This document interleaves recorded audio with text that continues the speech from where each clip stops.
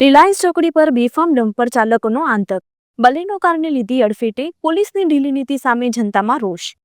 ગાંધીનગર જિલ્લાના ધમધમતા રિલાયન્સ ચોકડી વિસ્તારમાં આજે ફરી એકવાર પૂરપાટ ઝડપે દોડતા ડમ્પર ચાલકોની બેદરકારી સામે આવી છે. એક બેફામ ડમ્પર ચાલકે માર્ગ પરથી પસાર થઈ રહેલી બલેનો કારને સાઈડમાંથી જોરદાર ટક્કર મારી હતી. આ અકસ્માતમાં કારના ભાગોનો કચ્છરગાણ વળી ગયો હતો, પરંતુ સદનસીબે કારમાં સવાર મુસાફરોનો અબાગ બચાવ થયો છે. ઘટનાના પગલે આસપાસના લોકોના ટોળા ઉમટી પડ્યા હતા અને તુરંત 112 પર કોલ કરીને પોલીસને જાણ કરવામાં આવી હતી, જેના આધારે આગળની કાર્યવાહી શરૂ કરાઈ છે. સ્થાનિકોના જણાવ્યા અનુસાર ગાંધીનગરમાં છેલ્લા ઘણા સમયથી ડમ્પર ચાલકો જાણે નિયમોને ઘોડીને પી ગયા હોય તેમ ફૂલ સ્પીડમાં વાહનો હંકારે છે.